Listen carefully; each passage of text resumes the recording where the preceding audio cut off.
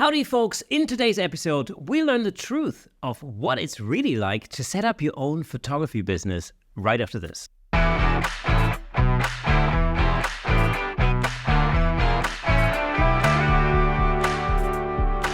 Welcome to Camera Shake, where we bring you the insider scoop on all things photography and videography, giving you a unique opportunity to stay ahead of the curve. As always, I'm your host, Kirsten Nuts, and before we get into it, I've got one thing to ask of you. I've noticed that over 65% of our viewers on YouTube and listeners on audio are not actually subscribed to this channel. I mean, come on people, you can really help me out by hitting that subscribe button. It'll help me get even more amazing guests on the show, although I don't even think that's still possible. It's just one click, that's all it takes. Thank you so much. Today's episode is very special to me because today I'm welcoming a dear friend of mine to the show. And we'll be having a very candid conversation about the trials and tribulations of setting up your own photography business, warts and all. Now, without further ado, let's give it up for today's special guest, the Northampton-based wedding and event photographer, and one of the best drummers I know, Mr. Simon Turner. Simon, man, how's it going? Kirsten, that's very kind of you. Thank you very much. Yeah, very well. Thanks for having me. Yeah, appreciate it. Now, Simon, we've known each other for a really long time. Now, I was trying to figure out the other day how long, but it's got to be like 20 years or so. It's got to be, yeah. It's going back quite a while, isn't it? When I was teaching drums at your music school. That was a long time ago. Yeah, how things have changed. Yeah, I know, right? Unbelievable. But you, of course, have changed your career path quite dramatically over time. We'll talk about that in a second. And I remember... Again, I mean, the first time we actually shot together must have also been probably about 7 years ago, maybe 8 years ago, something like that. Yeah, was that Saracen House? Yeah, it was. Yeah. That was an interesting day. That was an eye-opening day. That was the day that I dropped a broncolor from about 7 feet. Yeah, which wasn't too clever. I had to get it fixed by a blacksmith. Yeah, that was a long time ago. God, was it 7 years? Wow. Which, interestingly enough, even you going to a blacksmith and having that beauty dish repaired was actually cheaper than buying a new brown-colored beauty dish. Yeah, it was. Yeah. Oh, I was one of those proper cold sweat moments, heart in mouth, There's Andrew Griffiths who runs the place, smashing guy, know him. He's actually met him this morning. And he loves those flash heads like a family member, and I felt like I dropped his baby, and it was just an awful cold sweat moment. And the only thing I couldn't afford to buy a new one, so blacksmith, and in exchange for repairing it, I did a few headshots and some photos for him in his smithery. Is that what you call it? Yeah. Yeah, blacksmithery. See, I like a good barter. I like these things. I do a lot of that kind of stuff. With especially with local businesses. Yeah. You've got to think on your feet, I think, especially when you got no money. Which is incidentally what it's like when you first start out. Now, that was a while ago, and of course, we're talking about what it's like when you first start out. Running your own photography business, and that's actually what you've done. Only a very little while ago, you've actually gone full time into photography. Yeah, well, I had full time day job up until December, and I was a photographer, an in-house photographer and videographer for a company that makes TV brackets, believe it or not. So that was an interesting job, but so I photographed the brackets and the TVs and the mounts and stuff like that for them. But wasn't exactly the most fulfilling role in the world. And rather than kind of have a nervous breakdown, I thought, well, how about I just go out and do it myself full time? How hard can it be, right? But obviously I was doing freelance stuff in the evenings and weekends anyway. I've been doing weddings for a few years and event photography, live music, all that kind of stuff for years on the side. But decided, well, let's take the plunge and see what we can do. I mean, it was a hell of a risk. I was at a crossroads where I kind of thought, either I do it now or I never will, because I'm approaching 50. And how long do I leave it? So I thought, well, I'm going to give it a go now. And I had no savings. I've got no had no real plan or anything like that at all. It's like, well, let's just go into it and see what happens, see what we can do. And, I had a few jobs lined up. And then 1st of January came, you sit there, you got your laptop, you go, right, okay, I've got to build a business from scratch. How long can I last until, I'm having to go back, try and ask my job back, And I had a realization about a month or so ago. I was just doing a wedding near Oxford somewhere. And I thought, my diary is full. And it's just a very strange realization going from where I was in January, where I had nothing. I may have had 2 weddings booked later on in the year that I'd booked, 6 months ago or something, and that was it, and I've gone from literally nothing to paying myself a wage, running the business, putting some money away, planning for next year. And it's like, oh my God, I've actually done this. I've actually done this. Don't get me wrong. It's probably one of the hardest things I've done. I mean, a lot of things that happened in my life have been pretty difficult, but this is right up there, and it's exhausting. It's absolutely exhausting. I mean, you're doing the work is the easy bit.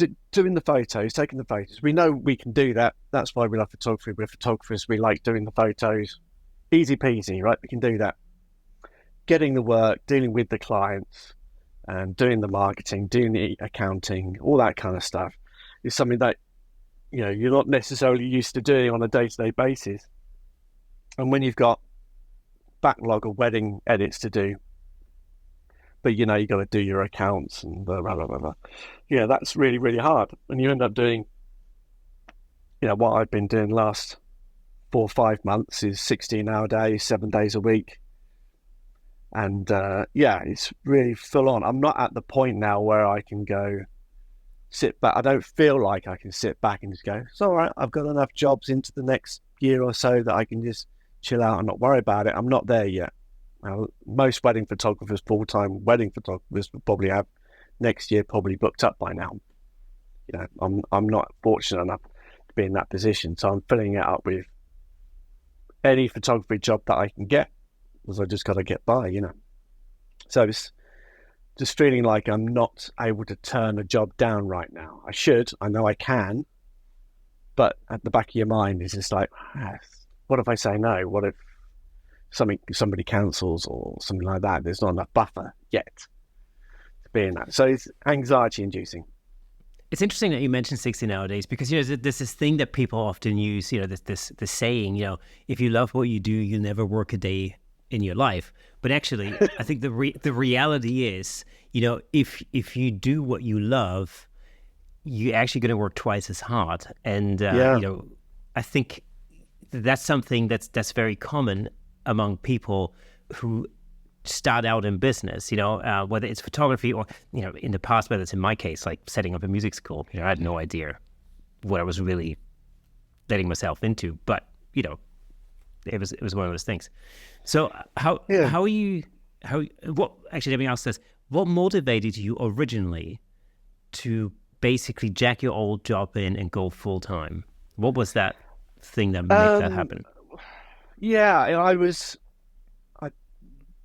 I wasn't busy enough there. I mean, they were paying me a good wage. I was not a problem with the money. The money's fine. They were just down the road. Nice bunch of people. That wasn't the problem. The problem was that they weren't giving me the work. So I sat there in the corner of the office, twiddling my thumbs 3 days a week. I could get working two days a week, but I'm not that guy. I like to be busy. I like to feel productive. I want to feel like I'm contributing, and that what I'm doing is useful to somebody, and that wasn't happening. It was driving me kind of nuts.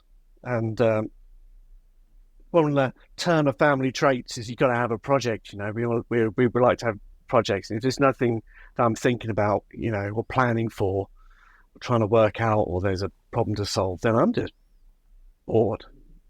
And I was super, super, super bored.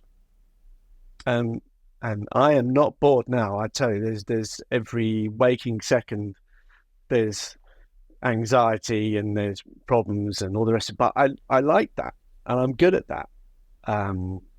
It's when when I was working, you had a team of people around you where you could say, "Oh, guys, what did we think about this? Or what do we think about that? Let's get your feedback. Can you help me with that?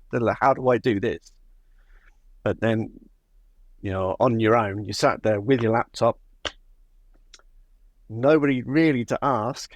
I can ask my friends, I can ask you, I can ask, my peers, which is one thing, but essentially you're on your own and you've got to make your own way. And you can listen to all the gurus in the world, and watch all the Instagram reels in the world, but it's not quite the same as when you're in it. And I think there's a bit of a, what's like with Instagram and social media, we always like to put the gloss on everything, but that's not how it is.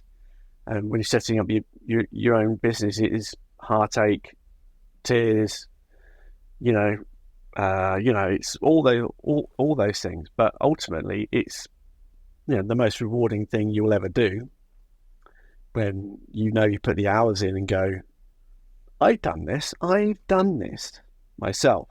And for me, I am super proud of myself. I'm not one to kind of talk about myself or anything like that, but I am super proud of where I've got to. I've just got to sustain it, Kirsten. That's the thing. Yeah. I've built up this momentum now. I've built up the momentum. So, okay, this is where I need to be. And I've just got to keep it going for the next 25, 30 years.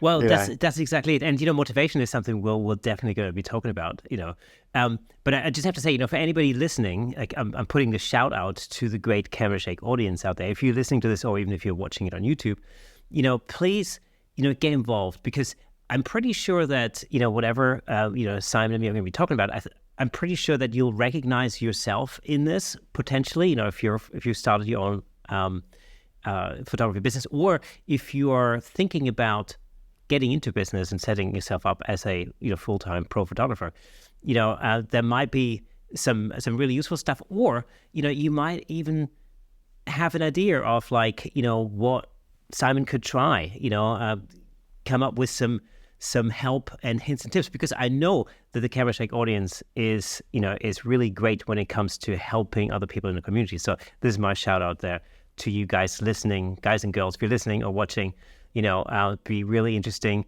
You can either leave a comment on the YouTube video, or you can head over to our Facebook group, the Camera Shake podcast group, and get involved in the conversation there. I'll put a post up there a little bit later on.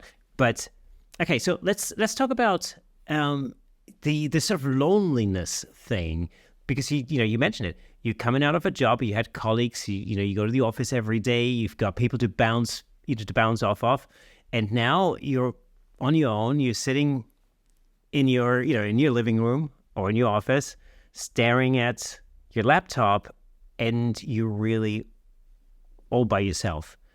How did you cope with that initially? I couldn't. It was a really scary time. I'm not going to gloss it up for you or anything. It was horrible. And I had some very, very low moments. As a lot of people do, I suffer with mental health problems and stuff, so it probably wasn't the smartest move for me, but long term, I think it is. But yeah, in those moments, you just think, am I making the right decision? Who do I turn to? Who do I get advice from? Where's the next job coming from? And I put out a few posts like that, and in that initial thing, just out of just being scared, because I wear my heart on my sleeve. I'm an honest guy, and I believe in sharing things, and I did that, and I some people were quite supportive. Some people were telling me that I shouldn't be doing it, and what was I thinking, and I'm an embarrassment, and all this kind of stuff. It's like, oh no, guys, come on, that wasn't good. That made me really just want to give up completely.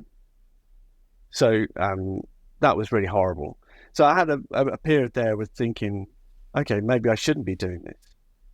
I know I can take photos. I know I'm good with people. I know I'm not a good business person. That's my biggest problem because I've never really run my own business before. It's something that you learn as you go. So it was very, very, very scary. And I'm quite lucky that, I've been around professional photographers for years, and there are some people who have trained me and helped me, and I can talk to them. But I was really surprised. So when when I reached out into the community, there was, some elements which were really negative towards me, which I thought was not particularly helpful. But that's fine. And I'm very thin-skinned as well. Let's be honest. I'm a sensitive guy, so it gets to you, and you second guess every decision you make. I do that naturally. Anyway, I second guess everything that I do. I automatically assume that my decision isn't right. I've since discovered that actually I can make the right decision. Otherwise, I Yeah. wouldn't be in the position I am now. So that's kind of reassuring. But yeah, it's kind of pretty scary. And some people weren't particularly helpful. My closer friends were, which was obviously I'd expect them to be. I'd say my biggest support is definitely from my old man, my dad, which has been fantastic. Where he's been an amateur enthusiast photographer his entire life, and his dad was, and his dad was. So we've got a rich history of photography going back years, but no one had ever made the decision to go pro at all. This was just amateur stuff. So he was so proud of me, not only making the decision to do it, but obviously to see some of the successes I've had in my own modest small business way. And he's been super supportive, and he used to run his own business, albeit a few years ago. So that's been really, really helpful, understanding about how to run a business and accounting and marketing and all that kind of stuff. That's been really, really good. You've really got to reach out to whoever you can. There are great communities out there, Facebook groups, even the local camera club. I used to go down to my local camera club. We got a great bunch of people there. Who I loaned me equipment as well to get going. Yep. So, okay. Oh, you're doing this shoot. Oh, you might need this. Oh, you could need a wide angle lens for that. I don't have one. Okay, use this. It's like, because buying the gear, I've got a certain set of gear for doing weddings, but then if you're doing architectural stuff or real estate, then you might need something else. You might need more than one speed light or something. So that's been super helpful too.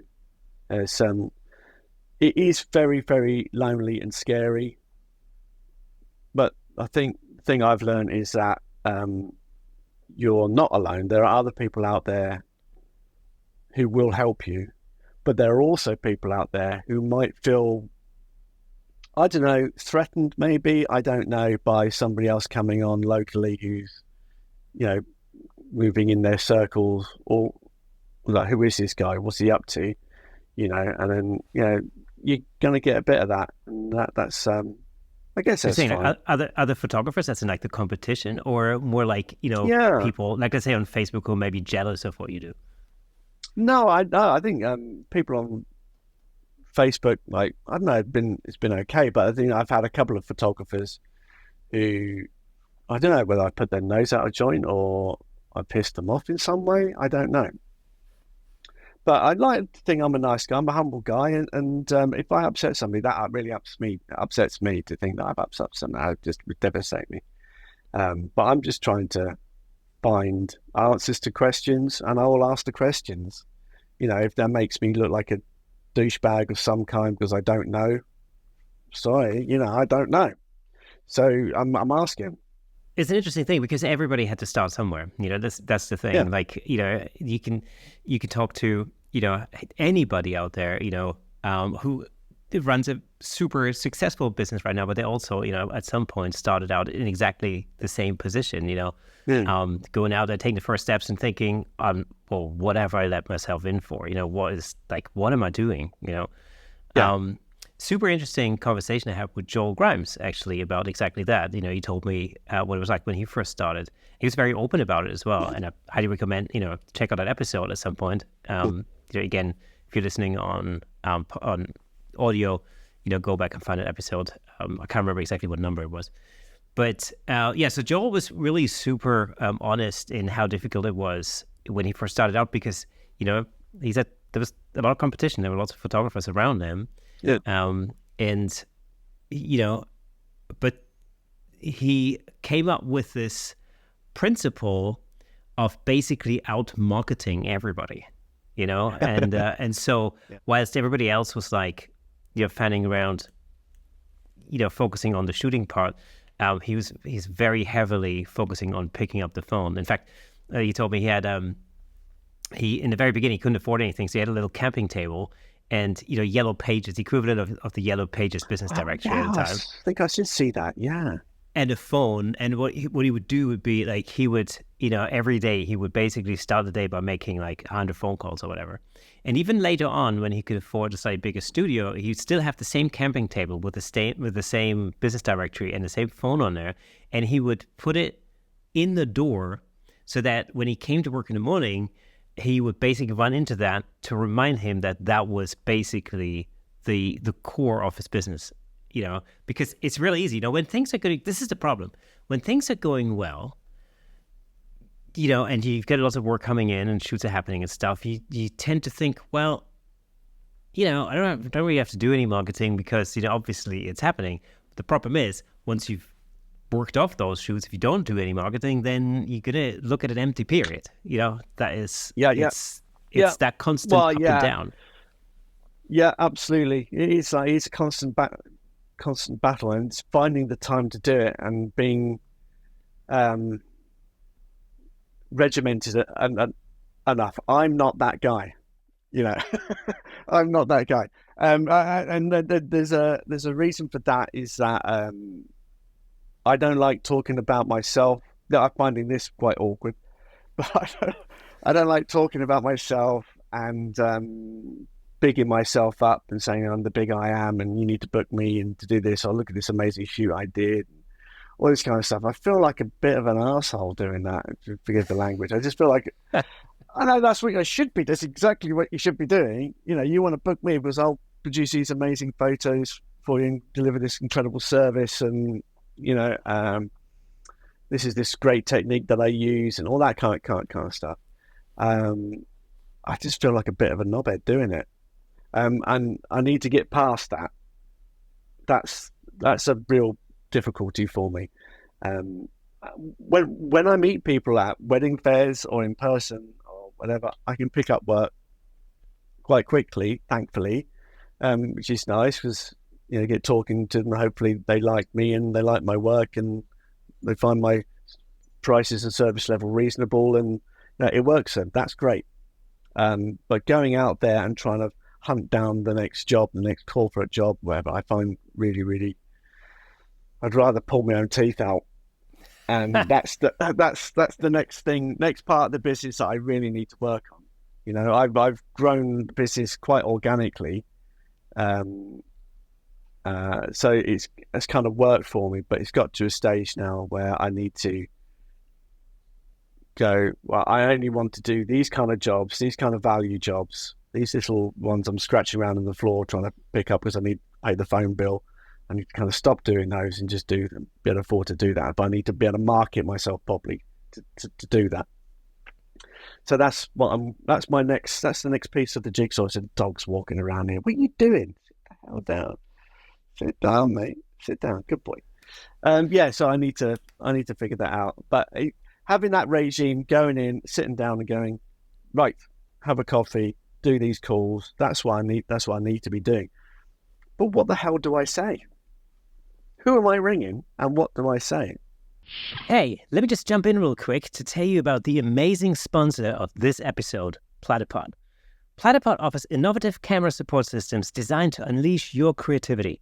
With their stable, versatile, and portable solutions, you can capture stunning shots like never before. And I'm not just saying that. As the host of the Camera Shake podcast, I can personally vouch for Platypod's incredible products. They've become an integral part of the show. In fact, I'm surrounded by various Platypod products holding up lights, cameras, microphones, and so on. It's really helped to transform the way I make the show and the way I shoot at home, in the studio, and on location. But don't just take my word for it. Explore Platypod's website at www.platypod.com to discover their range of products, including the Platypod Extreme, Platypod tripod heads, and the brand new handle, of course. Make sure to follow Platypod on Instagram and Facebook at Platypod Tripods for exclusive updates, tips, and giveaways. By choosing Platypod, you're not only investing in your photography, but you're also supporting the Camera Shake Photography Podcast. Thanks again to Platypod, our amazing sponsor. Platypod, where innovation never sleeps. That's exactly it. I mean, and I think the thing is, it's whenever you start out in business, particularly in photography, but it's actually you can translate that to any business. When you're making things, you might be making leather goods. You might be taking photographs, whatever it is. Usually, normally you start out by doing that thing, and you think like, oh, I really love doing this. I wonder if I could make a career out of that. Yeah. Like photography, for example. But of course, again, just because you're good at photography, which you are, because your imagery is stunning, that doesn't make you a good marketer, for example, or a good business person. That's the thing. That's like, all of the other things that are needed to run a business are things that you have to somehow acquire. Now, when you first took that step, when you were first thinking about sort of going solo, did you do any market research beforehand? Did you how did you? Oh God, no. No, I didn't. I was so desperate to get out of there. I mean, I was desperate to get out of there. I was going absolutely crazy. The only option is for me, either I leave or I'm here for the rest of my life, and I don't want to be here. There was no. I was applying for other jobs and things which I wasn't getting, and it was like, well, what jobs do I go for? I'm not getting the jobs that I was going for. They needed somebody younger, trendier, more up to date on IT and AV and social media stuff. As I'm getting on, it's all getting on. I'm a little bit older, and I'm not that guy. And so, okay, the only option for me really is to do this, and I really should have done this years ago anyway. So let's just do it. So it wasn't like I was sitting there going, now, what market shall I go for? Who else is out there? I kind of knew who else is out there. There's lots of other wedding and event photographers around here. Wherever you go, there's always lots of wedding photographers. Not just here, the whole world. They're everywhere, wherever you go.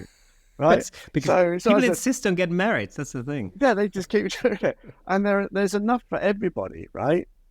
And so my thing was, I seem to get bookings off the back of me. They seem to like me, and they book me because they like me, which is the best feedback I could possibly ever hope for. You look at my reviews; that's what they tend to say, and it's like, oh, great, that's just all right, sure. So I kind of thought, what I need to go out there is to sell me. That's the only thing that I can do. It wasn't like I was thinking, well, what this area needs is a medium budget wedding photographer who specializes in this style, who does that. This is the kind of website and marketing strategy that I need. No, I wasn't in that position. I just jumped and hoped the parachute would, and by sheer wit, I managed to kind of get by. And so when you look back at that now that you're, 9 months in. Yeah. Do you think maybe it would have been a good idea to do some market research? Maybe. Yeah. Maybe. Yeah. I mean, yeah, I guess so. I think the only thing I wish I'd known was how to. I don't think there's anything I've actually learned that I would have done any differently. I mean, it seemed pretty obvious to me that I wasn't going to be a high-end wedding photographer. I'm not that guy. I don't want to be doing the lower-end stuff. I kind of need, you know, a few a month at a reasonable rate, with as little overhead as possible, making as profit on it as I can. I mean, I don't think that's really rocket science, really. Um, I could be talking completely out of turn, but then I'm not a business guy. And the whole idea of putting a business plan together would probably turn me off the whole idea of doing it in the first place. So you said earlier you had, when you first went solo, you had, a couple of weddings in the books later on in the year, and now you're fully booked. What did you do to basically land more jobs? Let's talk specifically about weddings. What were your actual steps? Okay, so I created a brand new wedding website and update it. It's very, very basic. It's a single scrolling page. It's a very easy it's a cheap website to build. It's easy for me to manage. I'm not a web guy. So when I still go, it's WordPress. When I go into the back end of that, it still scares the hell out of me if I'm going to break something. So I keep it nice and simple. I keep my pricing reasonable. First place, you got to have a shop window, right? So I did the website for the shop window. I've got to have a shop window. Instagram too. Whatever pictures I put on the website, I'd occasionally pop up there and do hashtags or the rest of it. So we've got my two basic shop windows, right? And then I booked as many wedding fairs as I possibly could. And wedding fairs as wedding photographers will know, here in the UK at least, they are a nightmare to book, right, for photographers. So you do something like Ruston Hall or Forsley or something around here, lovely stately home or big 5-star hotel, something like that. They'll do one or two a year and probably run it through an agency does it. They'll have all the other suppliers there, but photographers, they'll have between 2 and 4 absolute maximum. They will go to their preferred suppliers first, the people who advertise with them first. They will, you will need to book about 6 months to a year, maybe even more in advance. So straight away, I'm going to ring. I just need book wedding fairs. I'm just booking anything that I could get into as quickly as I possibly could. Whether it was in a few weeks' time because I had a cancellation, or 6-7 months' time, just booking it. And they would be very good with me. They'd say, well, okay, you only have to pay, deposit up front and then the rest of it later on. Just like, oh, good. Okay, that's great. I can do that from savings, And I was finding that I was getting bookings more or less, 2 or 3 a show, which is fantastic. Obviously that's not going to be enough for the year. So I discovered that there are a couple of wedding photography agents that I work with now quite regularly. Now, this isn't part of my long-term strategy. This is just a matter of getting some money coming in, right? Just booking up the diary, get the work coming in that I can show people, and just getting some turnover going. Okay, so in terms of short to, medium term, short term, it's a good idea. It doesn't pay great at all. It's about a third of what I would normally get if I was to book it direct, So it's not great. And unless you can afford to do it, I wouldn't necessarily recommend it. But so I don't know. For example, can I talk money? Is that crude of me to talk money? Absolutely, and of course, just as a reminder for our audience, we're talking UK prices here. So the prices might differ in the United States or in Canada, wherever you are when you listen to this, dramatically. But this is this is like UK realism. Yeah, UK realism. Okay, so for example, for me, I've just put my prices up a little bit, because I'm worth it. And so 10 hours for me is about $18.50, and that's just for me for 10 hours. And you get all your digital files, I don't know, about 400, 600, depending on how the shoot goes. Kind of, I don't specify a number, but you know. So that's 8. That's just me on my own with digital files. If I was to do that through an agency, that would be 600 quid. So it's a big difference. Is that because the agency sells those weddings cheaper, or is it because they cream so much off the top? Yeah, I think it's a bit of both. I mean, the agencies, I think they go out at 1,200, 1,300, something like that for 10 hours, something like that off the top of my head. But yeah, so it's a 50-50 split effectively, isn't it? But then I haven't had to go and find the job, and haven't spent any money on marketing, but I still have to do the job, do the editing, and supply the digital files. How easy was it to yeah. how easy was it to get with those agencies? Was that relatively easy, or did you have to put a portfolio together? I think actually, the main one, I think they actually approached me initially a few years ago, and I did some a few years ago, but the money was not so good that I did a few just to get my portfolio up. And then I thought, it just really isn't worth the money. But then when I contacted them at the beginning of the year, they'd changed their rates quite a bit. And I thought, well, it's going to fill up the diary, it's going to get some money coming in. I've got to work my ass off. Like this last weekend, for example, I did 3. There might be a 2-hour, a 4-hour, and an 8-hour spread over 2 or 3 days, you know.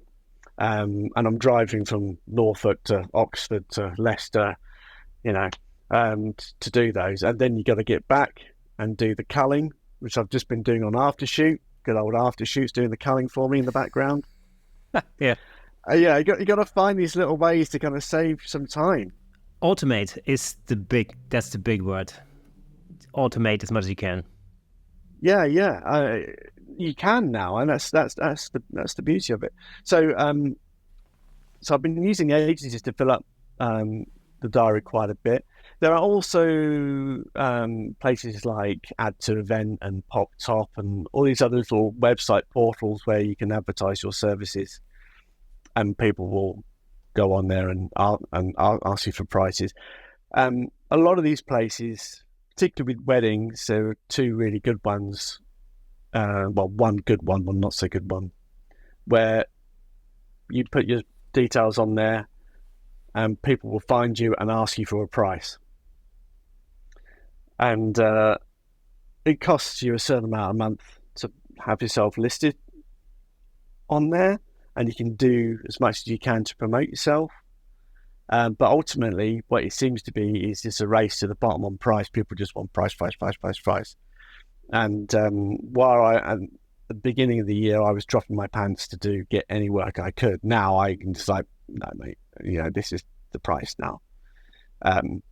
So there's lots of places that you can go, but it's an awful lot to manage. You know, you're managing all these different accounts and portals, and then all your Instagram. So I've actually got 3 Instagram accounts for different parts of my events business, my corporate stuff, my weddings, and my art prints, which is what I really love doing, but ultimately it's never going to make any money, but I have a separate one for that.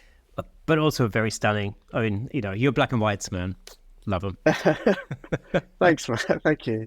Yeah. I love doing it, and that was where I wish that I could do that, but it's never going to happen. But we need to go out and do some shoots with the medium format. That's what we need to go and do. Yes, we do. Absolutely. Yes, we talked about that before. We definitely need to do that.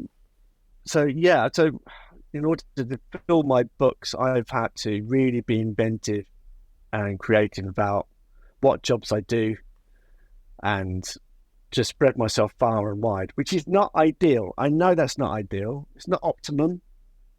It's not efficient. But when you're on your knees and you need to pay the phone bill and the gas is going to be turned off, you take the gig. You know, that's what I'm finding. I'm not, you know, well, I only do 8-hour weddings for $2,000. That's all I do.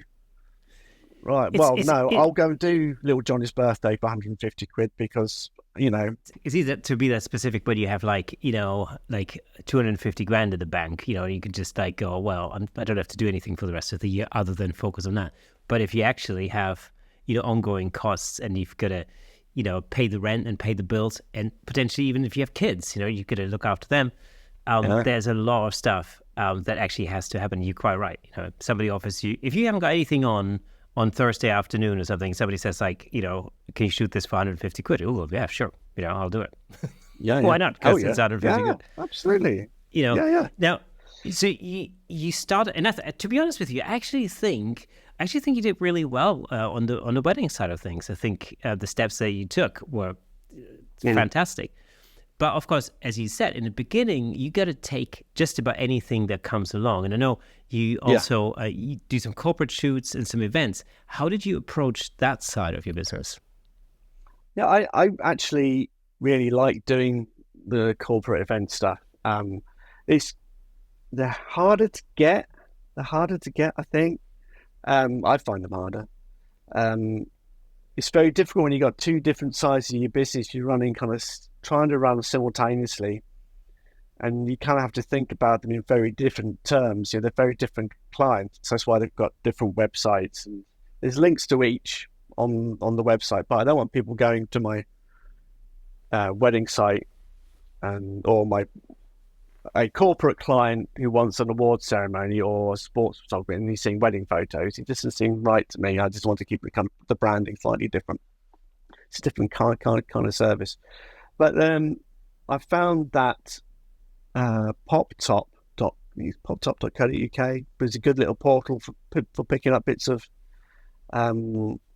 corporate stuff. But the main thing I found was just general business networking. So I joined my local chamber of commerce here. I popped in on a few BNI networking events. Some people like them, some people hate them. I kind of find them interesting. I haven't joined because it's a lot of money to join and a big commitment. It's But huge. It's a huge amount of money. It's huge.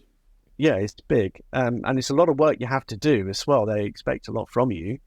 But it works out for some people. That's fine. But I've been to a few of those as guests and picked up some work on just networking. Found my accountant there, for example, and I picked up little bits of work here and there. Got a good job for the NHS through that, which was like a 2-day conference, which was fantastic. So just networking, and I think being helpful and encouraging of other people as well. It's kind of thing. It's what they say in BNI, isn't it? Is the givers gain, is what they say. If you give out, then you'll get something back, and that just goes for life. I can like to think if you're kind of nice to people and you kind of help them out, then hopefully that will reciprocate. Yeah, it's really important to think of business networking like that. It's the problem is with any of those networking groups. You go there and you immediately get the feeling that everybody's just trying to sell to the room. It's like and that's you couldn't approach it in any worse fashion than that, because the reality is actually you don't really want to sell to the room. You want to sell to the network of each of these people in there. That's really the trick. So, and what that means is you get to build these three things. Know, like, and trust.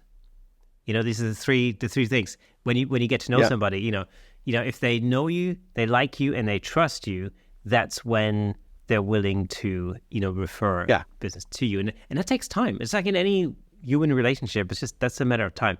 So I found that with some of the networking groups that I joined, especially at the beginning of the pandemic, when things were really looking quite dire. It's a matter of months, if not years, where you build these relationships over time, and you get to the point where people so well that if they're thinking about, in my case, headshots, they're just not thinking about anybody else. They're it's just a natural thing. It's like, oh yeah, Kay does headshots. All right, that's what he does. So we'll go to him, and that's and that's very useful. But it's not necessarily a quick fix, but it's super important to get involved with these. Yeah. So some are great. Some are a bit culty. Some are super chilled. Some are so chilled. It's like, are we even having a meeting here? Should we talk some business or, you know? I did a lot. I had a lot of downtime at the start, so I was just going to everyone that I could possibly get into, and a lot of it was a waste of time, but some of it was really, really good. And you got to give it a go. I think it's definitely worth doing. I think if you are the photographer in one of these network groups, if you've joined or whatever, I think that would be very beneficial, because as you say, it's not just the people in the room. BNI are very good about this. It's not the people in the room you're networking to, it's their network and all the other BNIs and all the rest of it. Yeah, I'd recommend doing that a lot, just to get yourself out there as a face, as a face, and be helpful, be nice. That's it. And, it's one of these things where, again, you have to think of it as sort of a long-term time investment. I did the same thing. I joined just about any group that I could find at the beginning of the pandemic. Of course, everything had moved online at that point. And the only reason I knew about networking actually was because a friend of mine who was a member of a BNI chapter locally here, he couldn't make it. And the thing with BNI is they're pretty strict. You have to find a substitute or a DEP. If you can't make it, you have to have somebody else in there. You're only allowed to miss 2 meetings a year or something, or you're out. This fairly strict rules. And so, one day a friend of mine called me up and goes, look, are you free like 6 a.m. on Friday morning? I'm like, sure I am. I'm not doing anything, Yeah. No, but the thing is, it's like good sleep will do that. But the thing is this, right? This is how I look at it. Like, this is kind of how, anybody listening, if you don't have any experience with networking groups, this is how you can discern certain groups, right? There are networking groups, where you can show up at 11:30, easy going, maybe before coffee, people chat. Usually, people chat about all sorts of things other than business. If that's happening, stay away from those groups. They're going to be completely pointless. Okay. Things like BNI, and I'm not really necessarily a BNI supporter, by the way, for a number of reasons, but there are groups like BNI where, let's say you meet, at 6 a.m. or 7 a.m., 7:30 a.m. in the morning before the start of the working day. And you literally talk only business in that meeting. And there's a reason why that's important. It's because, this is the way I look at it, you're sitting in a room with people who managed to get their ass out of bed at 5 a.m. in order to be at this meeting at 6 a.m. Because they're serious. And so you're in a room with people, the bar is immediately so much higher.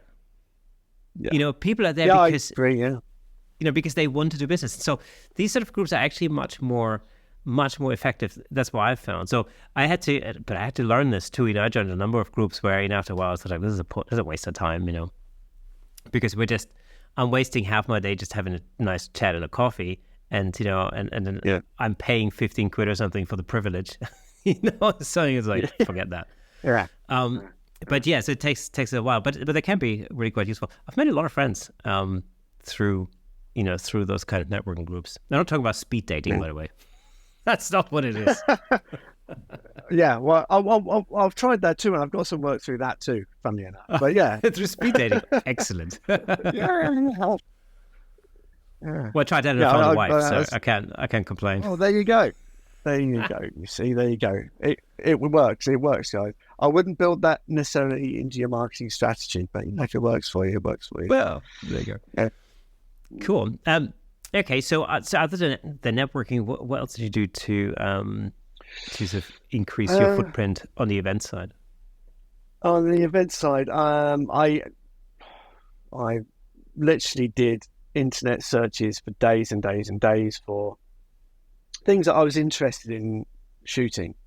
So I like sport, and I like going to corporate events and stuff, and I was just looking for events companies, events photography agencies, sports photography agencies, news photography agencies, and emailing them all and using LinkedIn. LinkedIn, obviously, I should have mentioned this earlier. LinkedIn is a fabulous resource. If you haven't used it, get on it. Of course, you are. Everyone is, but still, maybe I don't think people use it to the extent it's meant for.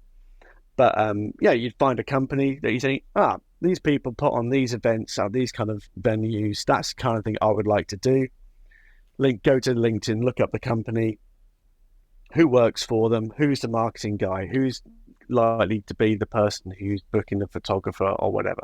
Email them, hey, how you doing? Great to make a connection with you. I see you do these kind of events. If I can offer any kind of service to you, then let me know. I mean, the way you really need to approach it is to identify maybe a problem that they may have and a solution that you've got to help fix that. That's what I found. It's like, I see you've got this event coming up, and previously you've done other events and you haven't had marketing photos for it, for example. I know there was a festival around here which they do quite regularly, and they never use any photos from their previous events to market it. It's like, man, you need some photos for your event to help market your event next time. And they go, yeah, actually, that would be a good idea. And like, yeah, and hopefully you get the gig. So trying to identify people who you may be able to solve a problem for. So I spent a lot of time researching various different events companies. A lot of time I found myself, actually, people market themselves as an events company, but they're supplying marquees and infrastructure. That's not the kind of events company that I want. What I actually want to find are the party organizers, the people who, hey, can you help me put an event on? Can you do all the, can you organize all the suppliers for me? That's the kind of event company that I need to get in touch with, and just trying to identify those and not just people who are hiring chairs out, and lighting rigs. It's like the PR company really behind it all that you need to get hold of. So I spent a lot of time doing that and messaging them, and I got a few. I got a handful, and then trying not to pester them if you don't hear back. If you don't hear back, you don't hear back. But at the same time, you don't want to just leave it. So you give it a courteous amount of time, a few weeks. So, hey, I just saw that, you may have missed my message. And try and make it a bit human as well. You're probably the same as me. Everyone gets LinkedIn messages from a bot. You can see that's not a real human. Nobody writes like this. I'm not interested. Get 10,000 more hits instantaneously by following. It's like, go away. People want to relate to a human being, and that's what I've been trying to do. Is just market myself as a human being and as a nice guy, and with a reasonable rate and a good product and a good service. And hopefully people will book me off the back of it.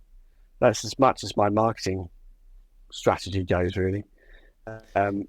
Because that's been pretty much it. I can't think of anything else that I've really done apart from wedding fairs, Instagram, blogging when I get around to doing it, getting hold of 8 agencies and messaging them directly, asking to second shoot with people who are doing events, just to get some experience, or just, maybe they might give you some advice or something like that, or they might rebook you again.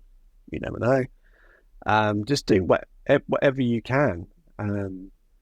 I feel like sometimes I've been a very busy fool. I think for the first 6 months, I think I was a very busy fool, and I probably still am now to a certain extent, I'm sure. But now, hopefully, I've got enough knowledge and experience about, even in this last, few months ago, I could be a bit more discerning now, which is a nice position to be in. But yeah, I was in an absolute flap, a total panic for the first 4 or 5 months. How did you deal with that sort of anxiety? I couldn't. I did a shoot just a few months ago, music festival in London, a couple of months ago, It didn't really go as planned, and the scope of the job changed mid-job, and which I hadn't quoted on, and all this kind of stuff. And I knew I had wedding edits to do and all the rest of it. And I'm worrying about the next job, and I'm sitting and my phone's on 1%, and I'm waiting for my Uber to turn up, and I've had 5 Ubers cancel, and it's like, what am I? I'm just stuck in London with no way of paying, I'm just sobbing at the side of the road. I'm absolutely exhausted. I mean, broken. And I'm thinking, I'm too old to be doing this. I shouldn't have been doing this. My feet hurt. My back hurts. I'm covered in sweat. I'm dirty and grimy. I'm stressed. I'm anxious. I just want to go home. It was just awful. And I don't cope with anxiety very well at all. I've been heavily medicated for many years for depression and anxiety. It's not good. And I've been putting off seeing my friends and family and doing things that I enjoy, like playing music. It's been that's something I used to do now. I think with my band we've done 2 gigs this year, and I used to live for that. That was my thing. That was my. Some people go and play golf or whatever. That was my thing. Go and play in a punk band and go crazy for a bit and get the adrenaline out. And it's just, yeah. But we've done 2 gigs this year because I'm sorry, guys. I've got to work. I've got to find a job. I know I can't do this. I'm just so single-mindedly focused on doing this and I'm so anxious about it, freaking out about it continuously, that you forget about having any kind of home life, social life, dating. Don't even think about it. I haven't got time. I ain't got time for that. How am I even going to fit a relationship in? Just me and the dog and my camera. That's all I've got. I just don't have time for that. And people have been quite worried. I know they've been a bit worried. And I've not coped well with the anxiety. I've been quite lucky that friends do look out for me. Friends and family do check in on me because they know what I'm like. I kind of recently come to the realization that I must have some form of ADHD because I get totally focused on this thing and I can't be distracted by things like eating, sleeping, washing, laundry, all this kind of stuff. Because I just got to, because if I stop the momentum, I'll lose the house or something, So it's been really, really rough. It's only been, as I say, the last few months that I've been able to take the foot off the gas a bit and just go, I just need to get some perspective. There will be other work. If there isn't work, I can find another alternative source of income, a part-time job or something. So not to be too hard on myself. I'm trying not to be too hard on myself. I'm lucky that I don't have a partner, or in certain respects, or children or all this kind of stuff, that added sense of responsibility. Well, if I don't do that, the kids can't have shoes or something. I'm very, fortunate is the word, but, I don't have to worry about that kind of thing. So I need to get some perspective on that, which I am getting now.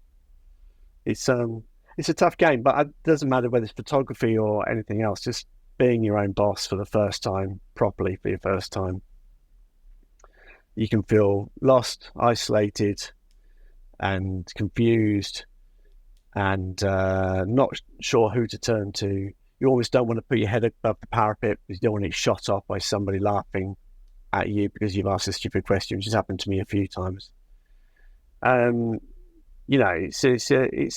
It's scary, but ultimately, if you put the work in, maybe I put too much work in, I think, really, because I've kind of hypersped this whole process up. It should really have taken me 5 years to get to where I am. But as a on side hustle, part-time job, build it up slowly, do the shift over to this, because it's safe to do so. That's the way to do it, right? just sped it up so fast, probably in quite an unhealthy way, shall I say. I wouldn't recommend anyone to do the way I've done it. I mean, there Sure. are two ideologies when it comes to that. One is the, plan in advance, put some money on the side, create a safety cushion, Money? Yeah.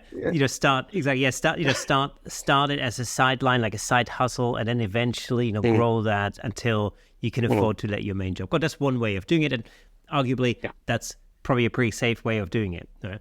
But there is the other way of thinking, which is called the burn the boats ideology, where you literally just cut everything out. You literally burn the boats and you just go for it. And there's no way back. And then that pressure of knowing that there is no way back will drive and propel you forward. That's the thinking. That's also pretty high risk, right? But that being said, it's worked for some, right? So these are the two sort of basic ideologies generally, I think, that I've come across anyway.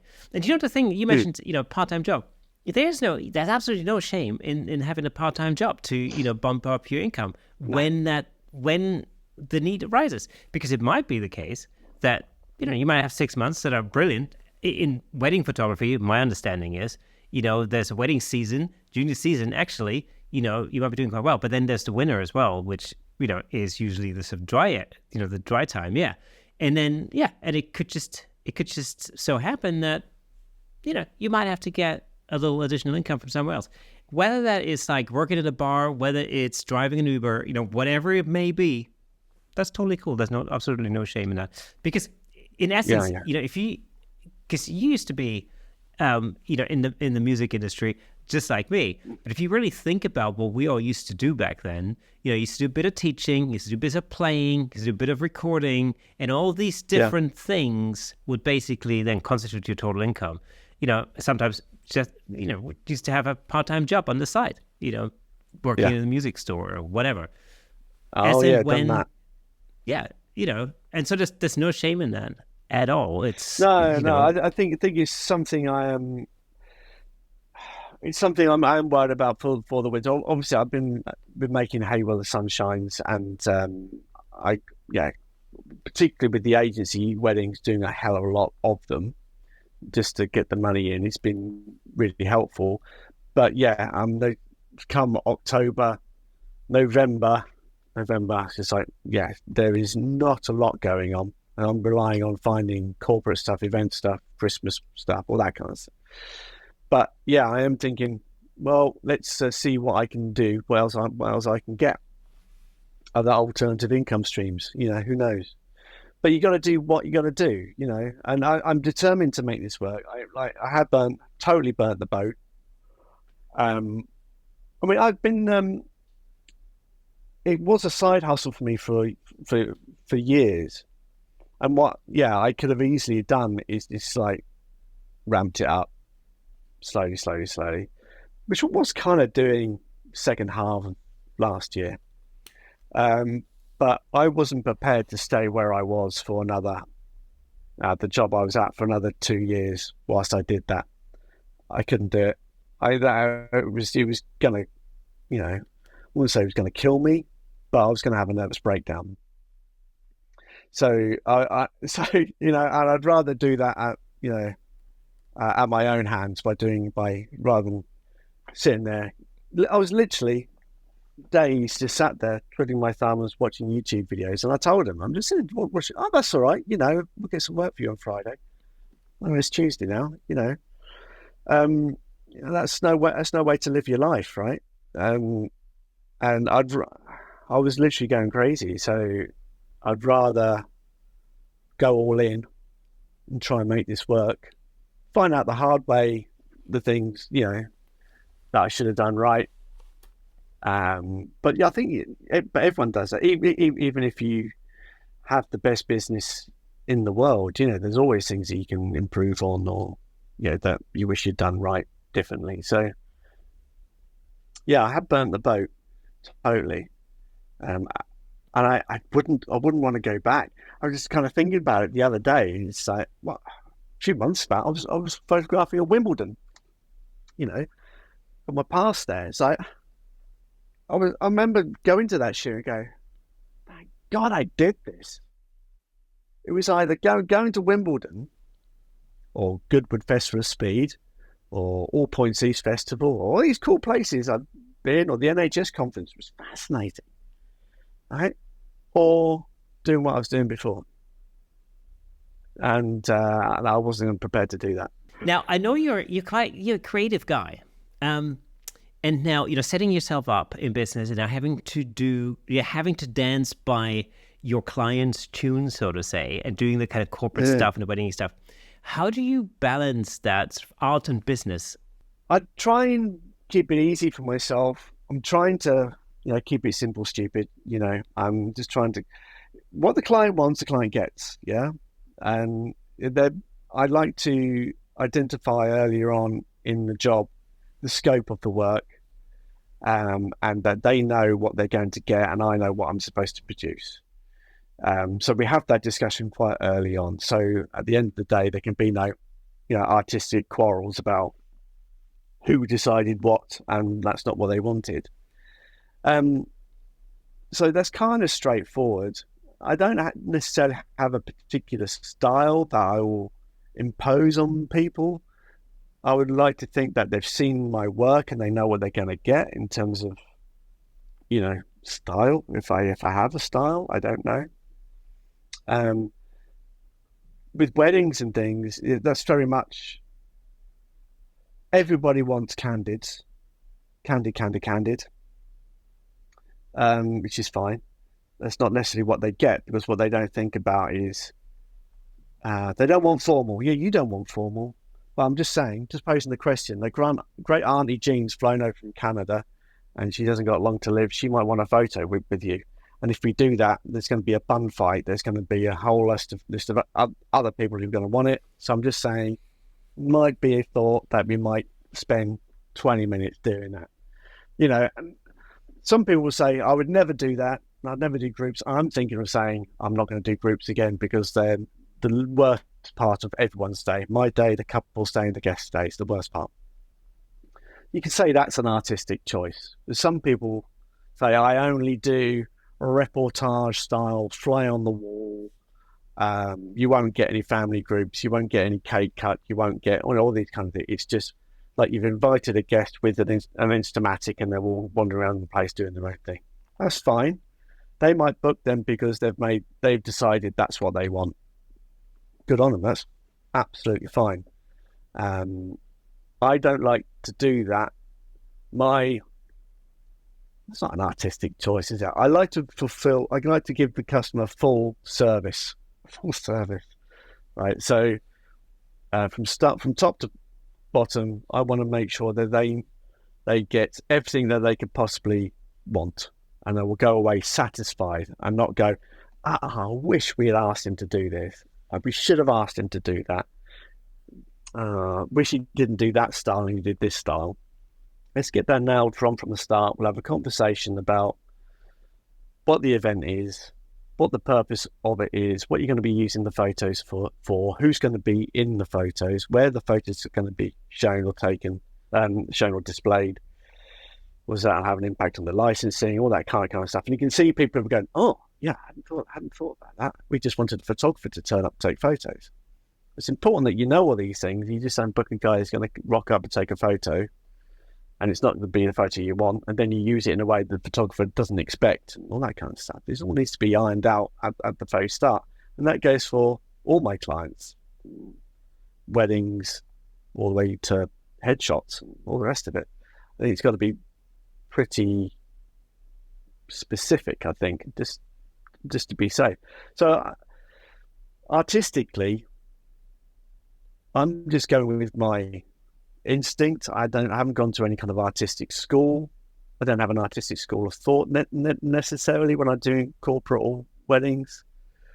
I like to capture the day as it unfurls. I don't really like to stage anything if I can help it.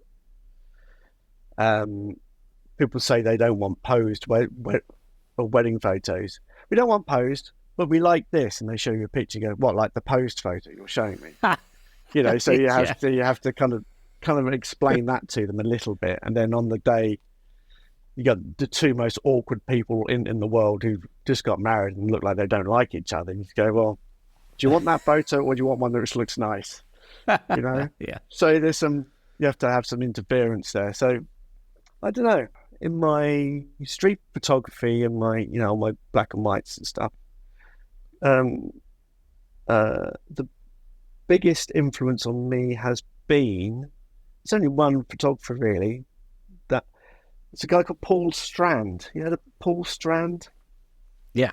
So it's a New York photographer, early 20th century, pioneer of kind of abstract and high contrast and all this kind of stuff. Using his big bellows cameras and stuff. And I really like that kind of slightly surreal, high contrast. You kind of look at it twice to kind of see what it is.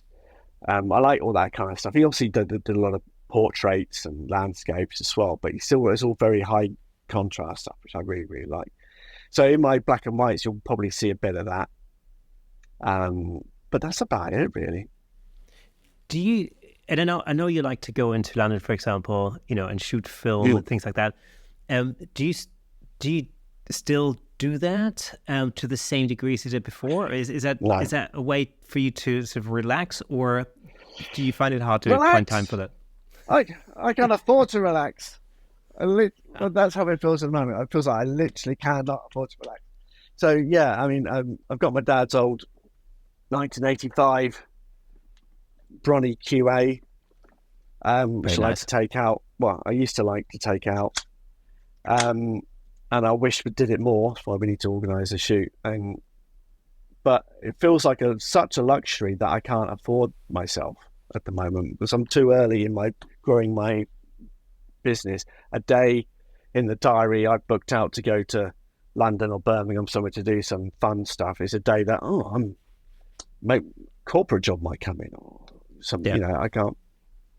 Holidays are anathema to me, and right now I'm kind of, as I said, I'm trying to take the foot off the gas a little bit and afford myself a little bit of me time.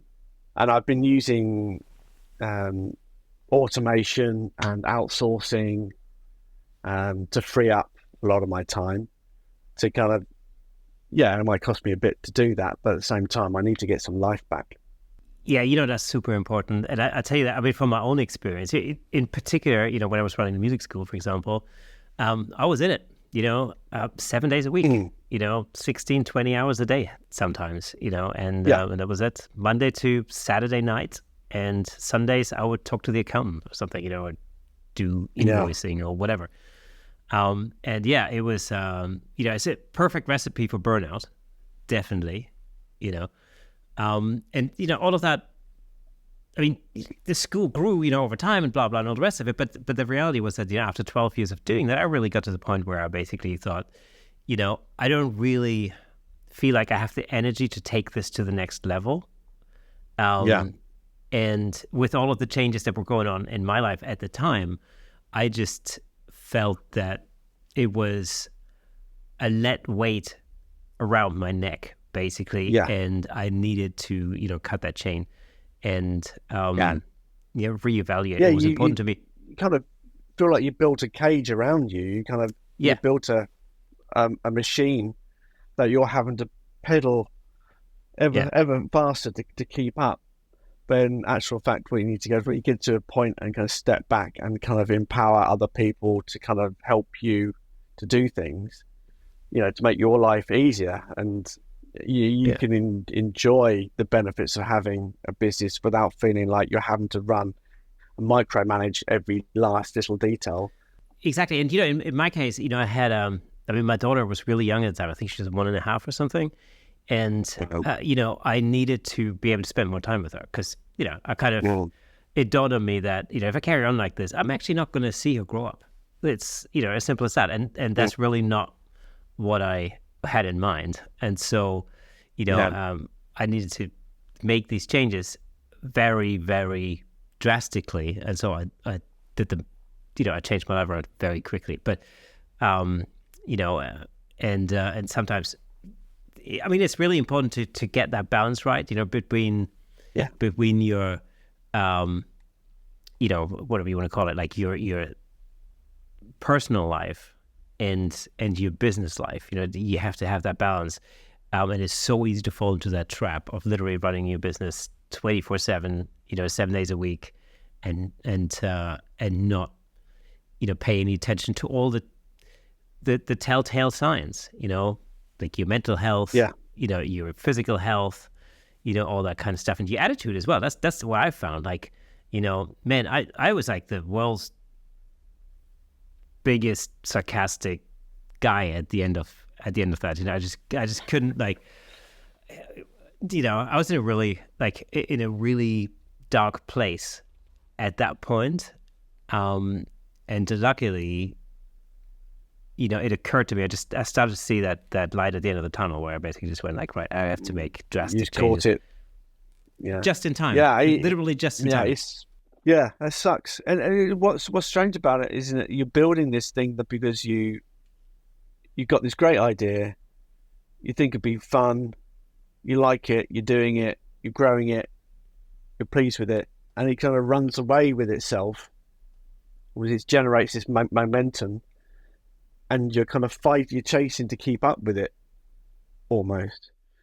I can't imagine, because you were managing several people there, and I mean, in the end, it was, it grew to 350 students or something within the first 10 months, and then we had 16 staff, and for the most part, it was just like, I was in way over my head, literally right from the beginning. I didn't see that coming. I didn't know it was going to be that successful at the very beginning, and then of course maintaining that machine, then that became the tricky part, over the years.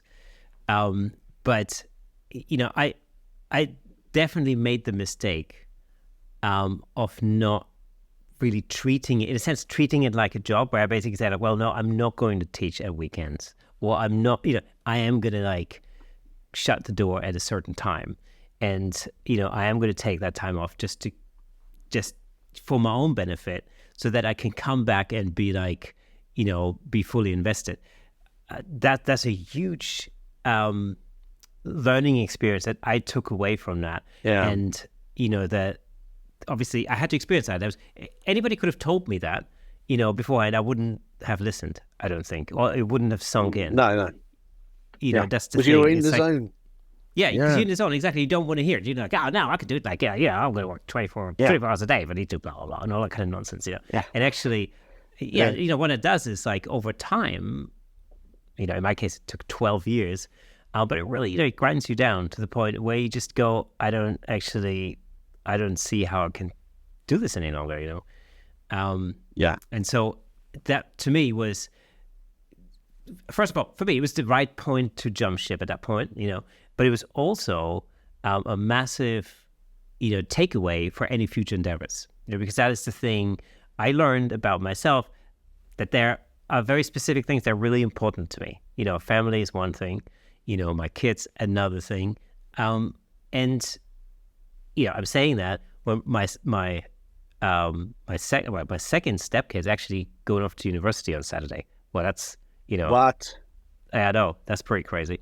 So, so now I have one left, and I do really want to make sure I'll spend as much time as I can with her until she, flies the nest. What do you think, if you look back over the last 9 months, right?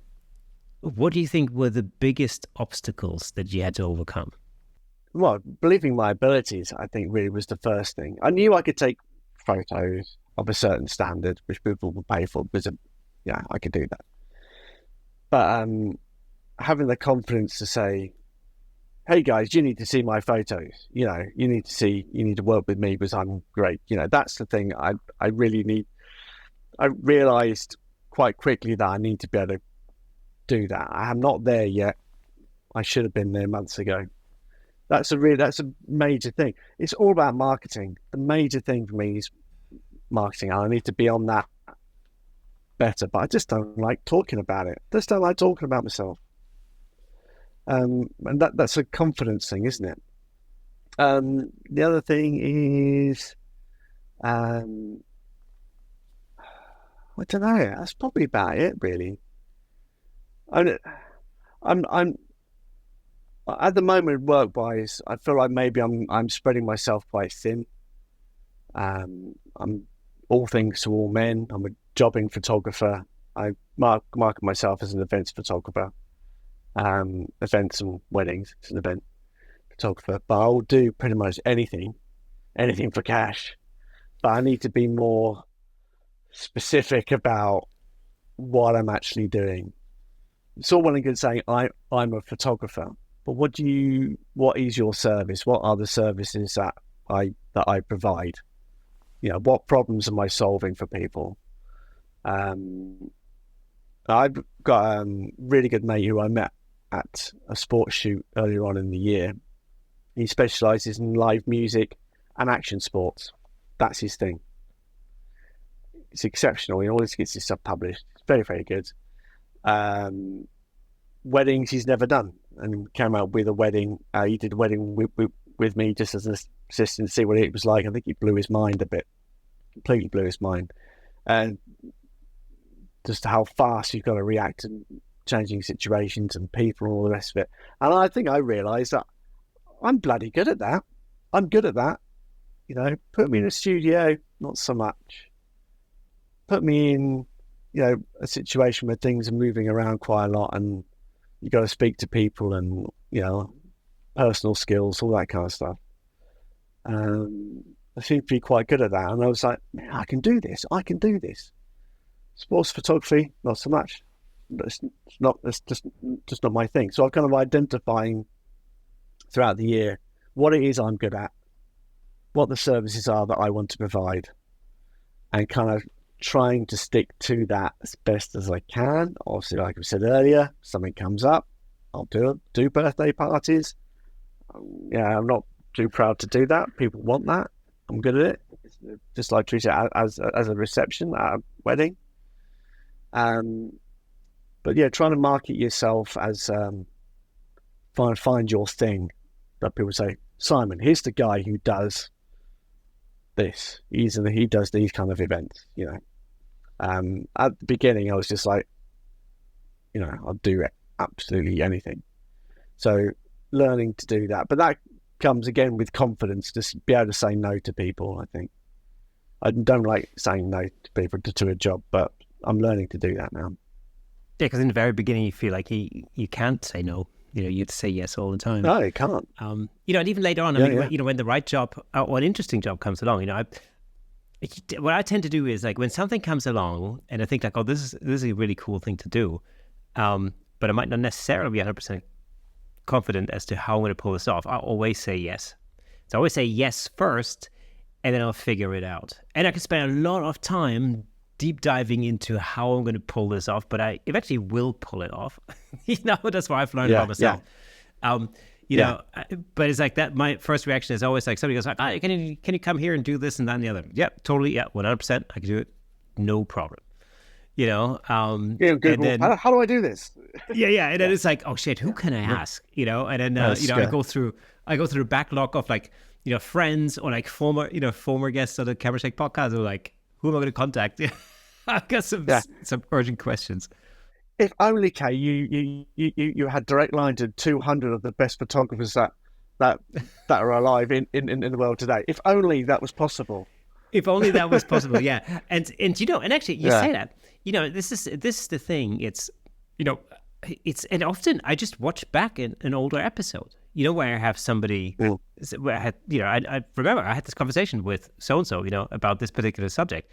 I'll go back, and I find an episode from like 2 years ago, and I listen back to that, and I go, oh yeah, okay, well that's a really good idea. Yeah, that's a great resource. And that is the whole thing. That's the whole point about this podcast. The conversations that we're having, is basically to really see it as a resource, a huge pool of information that you can.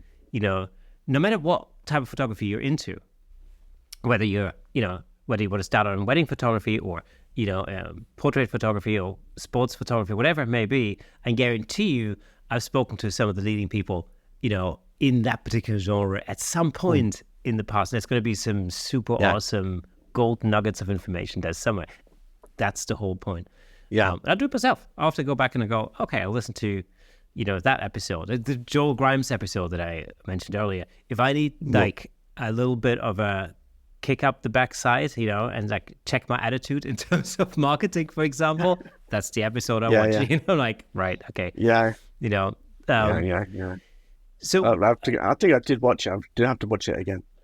Yeah, that's a good one. I mean, there are many good ones.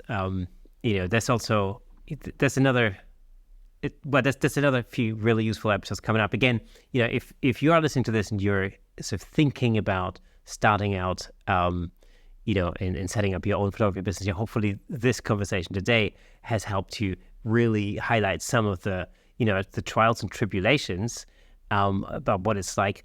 Next week, we'll have Bob Coates on the show, and he's going to deep dive into a lot of the solutions of all the stuff that we've been talking about today. So he's also going to be able to give some really awesome tips that will definitely help you out if you are thinking of, maybe even if you're just thinking about, starting an actual side hustle, and maybe for the first time shooting for money, that's a step, if you're a hobby photographer, maybe you enjoy going to camera clubs and stuff, and maybe somebody said, hey, do you want to do this shoot? I'll pay some money for it.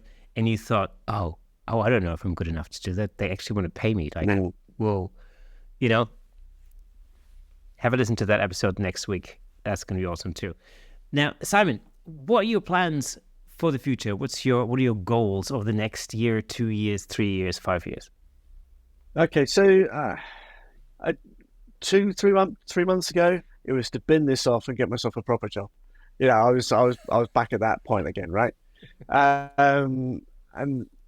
now what I want to do is get more of my own wedding bookings. If I can get a full year of my own wedding bookings, not next year, but the year after, 2026, maybe. It's a big ask, I think. If I can do that, then that for me is success, right? That's success. And will only need, 20 or something like that a year. At the end of this year, I would have done 40 weddings. 40 weddings. Wow. Plus all the birthdays and corporates and sports days and, all that kind of stuff as well on top. So it's been a lot of work. I want to work smarter, not harder. I would like to grow. I'd do a bit more of the corporate stuff just because I like doing it, but I think I'm going to concentrate on the weddings. I think is that's the plan.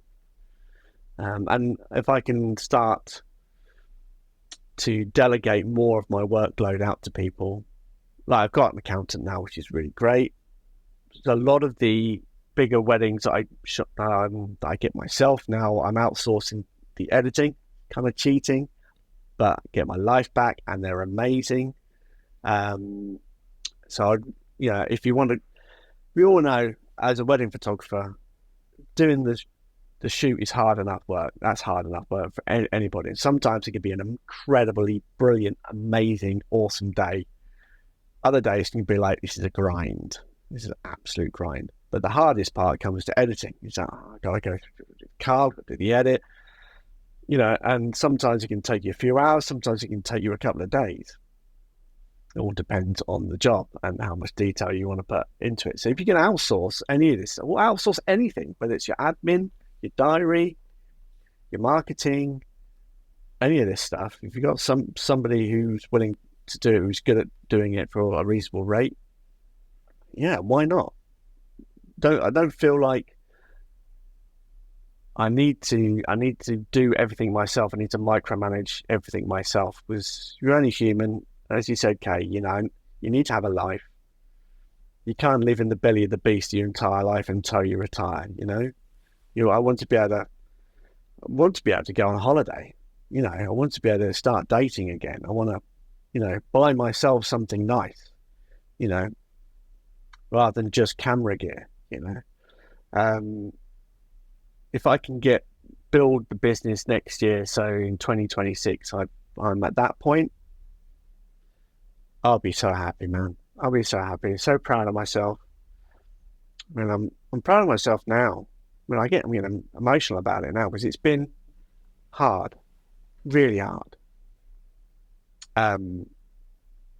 Yeah, I mean, 4 or 5 years ago, I was in a very dark place. You probably remember that. I don't know, but yeah, some bad stuff happened, and I don't want to get back there again.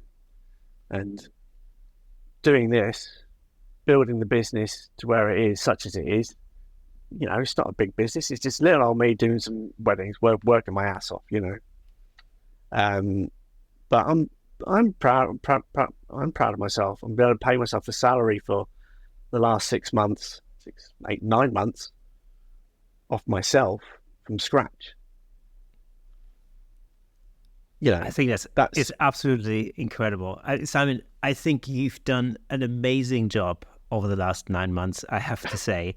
And sometimes it's very difficult to see that when you're in it. Sometimes you just need somebody from the outside to actually just tell you that you've done a really phenomenal job. And I want to thank you for coming on the podcast and talking so openly and honestly about, how difficult and tricky it was to set up your own business. And again, thank you. For all of you listening and watching out there, if you have any thoughts, any tips, any help that you can give, please, comment at the bottom of the YouTube video, join the Facebook group, just go to Facebook groups, Camera Shake Podcast, you'll find it.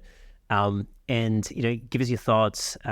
If there's any additional things that you think we haven't mentioned and you think it would be a really good idea for Simon to try out or get into or do, then, I know this audience is an extremely,